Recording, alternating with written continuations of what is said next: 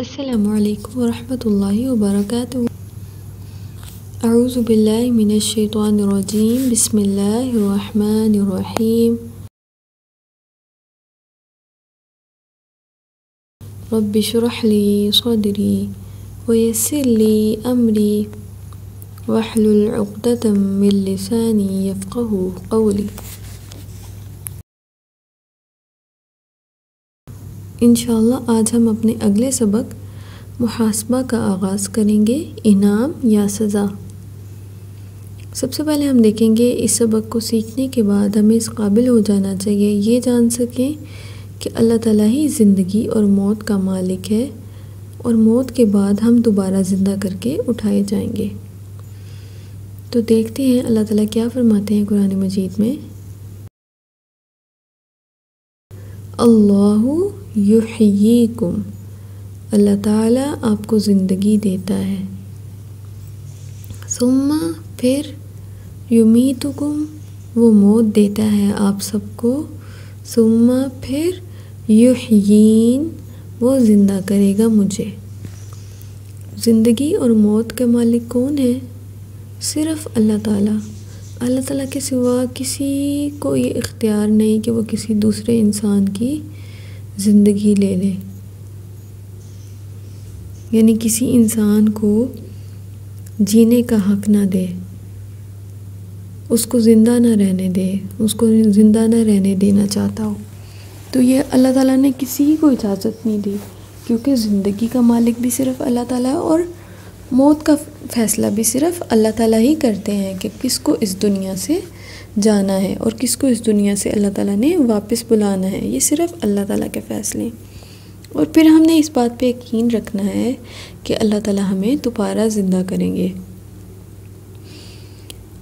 اور وہ آخرت کے دن اللہ تعالیٰ سب کو زندہ کر کے اپنے پاس جمع کریں گے، اور پھر حساب کتاب ہوگا، اور اللہ تعالیٰ اس کے بعد پھر جنت یا جہنم کا فیصلہ کریں گے۔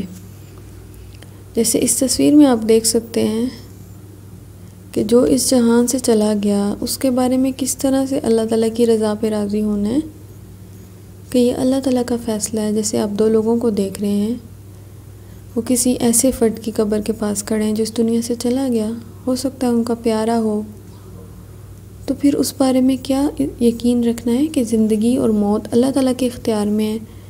ہمیں نہیں پتہ کہ ہم آج زندہ ہیں، کل ہم زندہ رہیں گے یا نہیں، ہمارے پاس کل کی زندگی ہے کہ نہیں۔ تو ہم نے اللہ تعالیٰ کے فیصلوں پر راضی ہونا ہے انشاءاللہ۔ اور سبق کا اگلا حصہ ہم دیکھیں گے، اور اس کو سیکھنے کے بعد ہم اس قابل ہو جائیں گے یہ جان سکیں کہ موت کے بعد جب ہم دوبارہ زندہ کر کے اٹھائے جائیں گے تو اللہ تعالیٰ کے حضور جمع کیے جائیں گے، پھر اللہ تعالیٰ ہمارا حساب لے گا۔ جیسے اللہ تعالیٰ فرماتے ہیں یوم، اس دن، یجمعکم، وہ اکٹھا کرے گا آپ سب کو، اور اس طرح آیت کے اگلے حصے میں اللہ تعالیٰ فرماتے ہیں یجمعکم، وہ اکٹھا کرے گا آپ سب کو، الی، طرف، یوم القیامتی، قیامت کے دن کے، وہ قیامت کے دن آپ سب کو اکٹھا کرے گا۔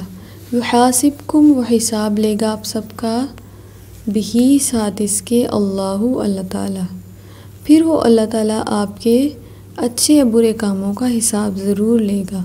تمام لوگ قیامت کے دن ایک کھلے میدان میں اللہ تعالیٰ کے حضور حاضر ہوں گے، جیسے آپ تصویر میں دیکھ سکتے ہیں۔ ویسے تو اللہ تعالیٰ ہی بہتر جانتے ہیں اس میدان کے بارے میں،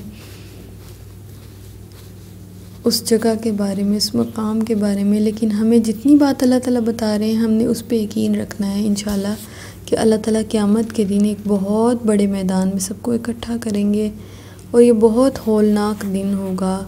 اس دن اللہ تعالیٰ سب سے ان کے اچھے اور برے کاموں کا حساب لے لیں گے، اور جس کے پاس کوئی اچھائی ہوگی، ایسا نہیں ہوگا کہ اللہ تعالیٰ کسی کی نیکی کو بھول جائیں، اور نہ کسی کی برائی جو ہے وہ اللہ تعالیٰ سے پوشیدہ ہوگی، اللہ تعالیٰ سے چھپی رہے گی۔